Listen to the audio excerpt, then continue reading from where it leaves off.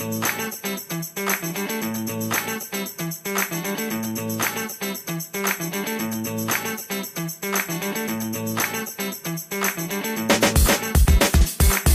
galera, vamos agora para a nossa segunda videoaula. Nós vamos falar da classificação, reprodução e arquitetura dos fungos.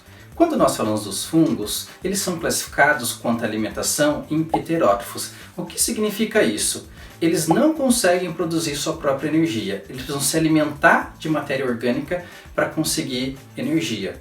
Quando eles se alimentam de seres vivos que já morreram para conseguir essa energia, eles acabam fazendo a decomposição, liberando sais minerais no solo que servem de adubo para as plantas, que nós já discutimos na primeira videoaula. Quando eles se alimentam de matéria orgânica do corpo de um ser vivo que ainda está vivo, ele pode causar doenças nesse ser vivo e até levar à morte. Se nós falarmos da organização interna dessa célula do fungo, nós classificamos como eucarionte.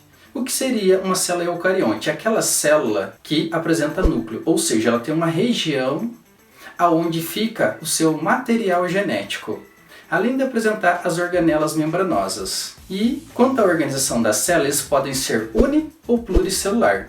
Lembrando que unicelular são aqueles seres vivos que são compostos de apenas uma célula. E pluricelular são aqueles que são compostos de duas ou mais células. A sua reserva energética é o glicogênio. Então, ele tem uma reserva de energia na forma de um carboidrato chamado glicogênio, assim como nos animais. E tem uma parede celular, uma parede externa feita de quitina. Quando nós observamos, por exemplo, um cogumelo, nós temos que pensar que ele é formado por vários filamentos. Esses filamentos que formam um fungo são união de várias células. E cada filamento, que é a união dessas células, nós chamamos de hifa. Essa hifa em conjunto, ou seja, o conjunto dessa hifa, nós chamamos de micélio. Quando esse micélio, que é o conjunto de hifas, está responsável por digestão e absorção de alimento, absorção de água e fixação, nós falamos que é o micélio vegetativo.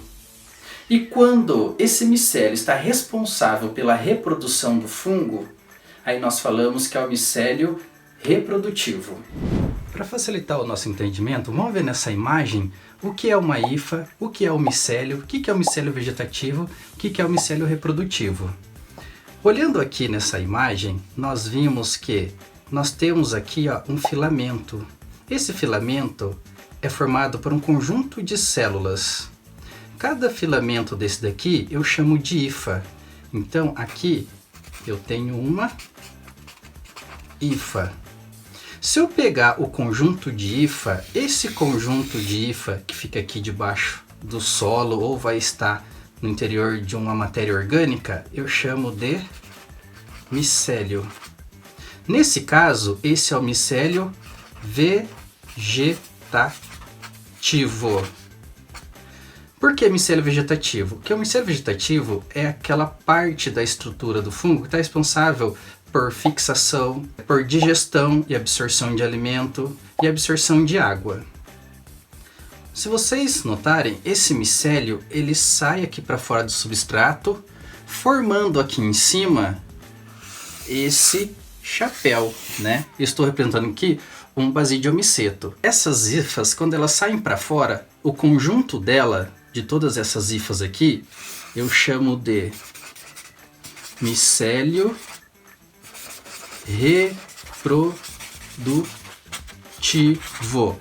Então aqui nós temos as hifas, o conjunto de hifa eu tenho micélio. Esse micélio, quando ele tem a função de digestão, absorção de água e alimento e de fixação, é o micélio vegetativo. Quando ele sai fora da terra, ele é chamado de micélio reprodutivo porque aqui serão produzidos esporos e esses esporos vão cair no chão, germinar e formar uma nova estrutura de fungo. E falando de reprodução, os fungos tem reprodução assexuada e sexuada. Quando nós falamos da reprodução assexuada, é aquela onde não há conjugação, ou seja, união de material genético de seres vivos diferentes. Um ser vivo dá origem a outro, sem a união do material genético de um segundo ser. Nesse caso, eles realizam o brotamento ou a fragmentação. A fragmentação é quando se desprende um pedaço do corpo desse fungo e esse pedaço acaba crescendo em outro local. Ele continua se desenvolvendo em outro local. E o brotamento? O brotamento acontece muito em levedura, que é um ser unicelular. Essa levedura, ela acaba formando uma nova célula sozinha. Às vezes, essa nova célula que ela forma não se desprende do seu corpo ou da sua célula, formando o que nós chamamos de pseudo-hifa. E nós temos também a reprodução sexuada. Na reprodução sexuada dos fungos, o que acontece? Conjugação de material genético. Ou seja, dois esporos compatíveis acabam se unindo e unindo o seu material genético. Então, a conjugação de material genético, ou seja, a mistura de material genético de dois esporos diferentes, gerando aí uma variabilidade genética. E os seres vivos formados dessa reprodução terão DNA diferente. Aí nós temos uma reprodução sexuada. Vamos falar agora sobre a classificação dos fungos. Quando nós falamos da classificação dos fungos, eles são classificados em Basidiomicetos, Ascomiceto, Zigomicetos e Chytridiomycetos. O Basidiomicetos são os cogumelos, tem aquele chapéu que normalmente nós conhecemos, né? Então, o cogumelo, a orelha de pau, são todos Basidiomicetos. Nós vamos ver aqui agora o ciclo reprodutivo do Basidiomiceto. O Basidiomiceto são os mais populares. Nós temos algumas espécies comestíveis, como o shimeji, o shiitake, o paris. Alguns são alucinógenos, outros são venenosos. Né? São o que nós mais conhecemos, né? Que tem esse chapéu aqui, né? Que normalmente fica para fora do substrato. Começando o ciclo reprodutivo do Basidiomiceto, nós vamos começar aqui pelo esporo. O esporo do Basidiomiceto nós chamamos de basidiósporo. Quando esse esporo cai num substrato, ele começa a se multiplicar, formando assim as hifas, que nós falamos que são hifas septadas, que nós temos aqui a divisão de uma célula para outra. Essa hifa se desenvolvendo, se ela encontrar uma outra hifa compatível, vai acontecer a união do citoplasma dessas duas hifas em um determinado ponto. Aí nós falamos que aqui aconteceu a plasmogamia, a união do citoplasma. E formou uma célula dicariótica com dois núcleos. Essa célula dicariótica vai começar a se multiplicar, formando hifas dicarióticas, né, com dois núcleos. Essa hifa dicariótica vai formar o corpo de frutificação do Basidiomiceto, que nós podemos chamar de micélio reprodutivo ou basidiocarpo. Aqui embaixo, né, do basidiocarpo, nós temos as lamelas, que eu ampliei aqui essa lamela. Na ponta dessa lamela, o que vai acontecer? Os dois núcleos que fazem parte das células dessa lamela vão começar a se unir, formando um núcleo diploide. Então vai acontecer a fusão dos núcleos, que nós chamamos de cariogamia, e formação de um núcleo diploide. Esse núcleo diploide vai sofrer uma meiose. Lembre-se, na meiose, uma célula diploide origina 4 células haploides, diferentes entre si e diferentes da célula que deu origem a elas, devido a um fenômeno que acontece, né, ou um processo chamado de crossing over ou permuta. Esses 4 núcleos haploides formados aqui vão migrar para a extremidade da célula e serão liberados na forma de esporo, que é o basidiósporo, que encontrando ambiente favorável se multiplica e começa um novo ciclo. Aqui nós vemos o ciclo do Basidiomiceto. Os ascomicetos são os fungos que apresentam na sua estrutura reprodutiva um asco. E um exemplo, nós temos a morquela, que é muito utilizado na culinária. Nós temos a levedura, que é um ascomiceto. Vamos ver aqui agora o ciclo de um ascomiceto. Cerca de 50% dos representantes do reino fungi é um ascomiceto. Muitos são utilizados para fazer queijo, antibióticos como a penicilina. Nós temos os aspergilos, ou o aspergilo, né, que causa doenças. Nós temos também uma espécie que é utilizado para fazer o molho de soja, ou o famoso shoyu. Nós temos grupos que são patogênicos de plantas.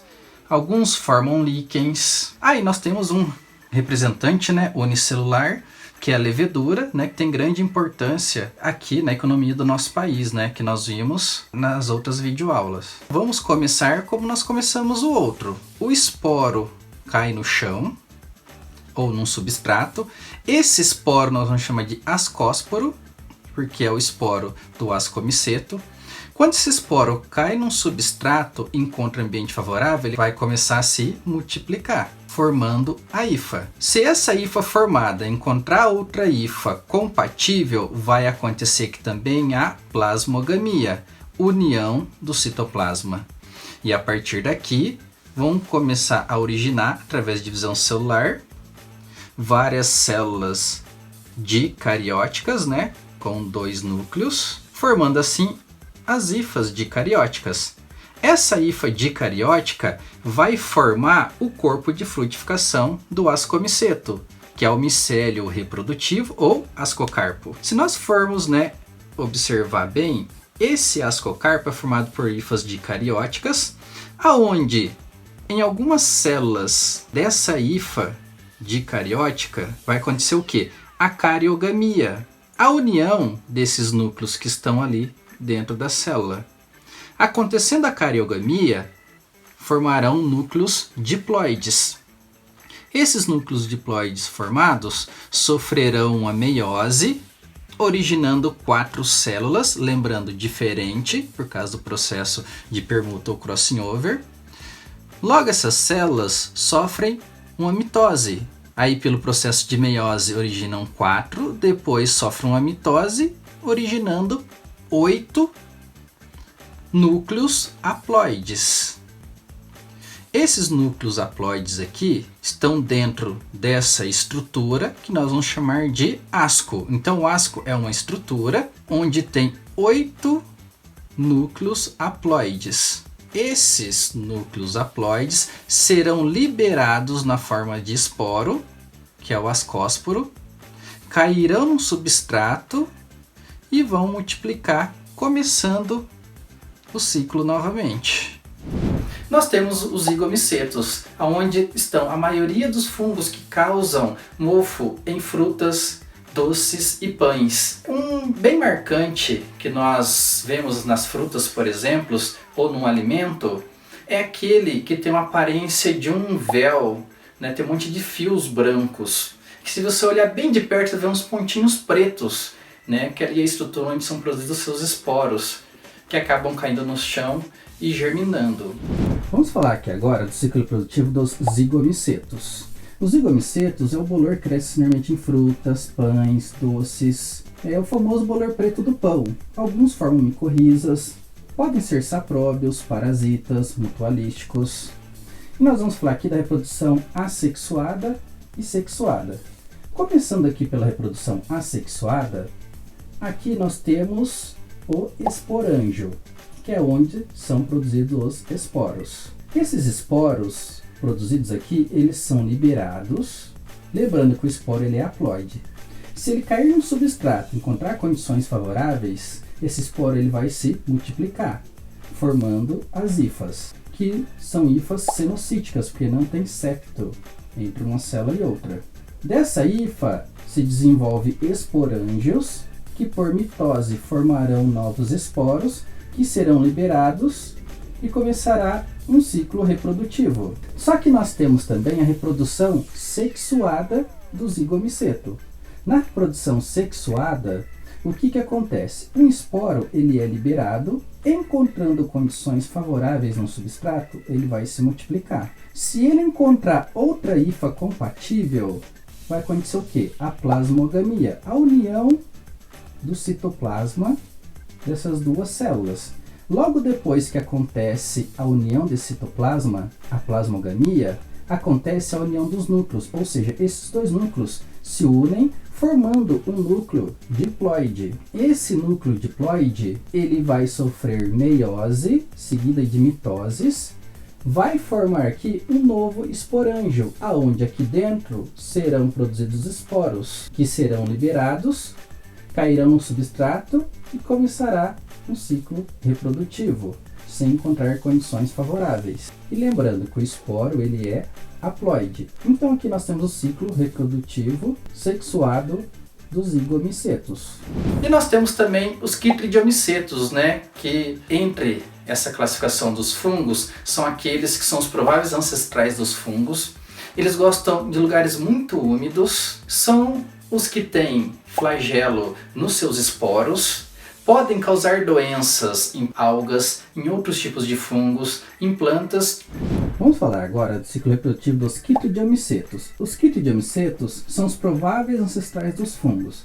A maioria são aquáticos, podem ser sapróbios ou parasitas, e tem uma espécie que parasita anfíbios e é responsável por grande parte da morte dos anfíbios. Então vamos aqui agora falar do ciclo reprodutivo. Aqui eu tenho o zoósporo. O zoósporo do quitridiomiceto ele tem um flagelo e é o único do grupo que tem essa característica.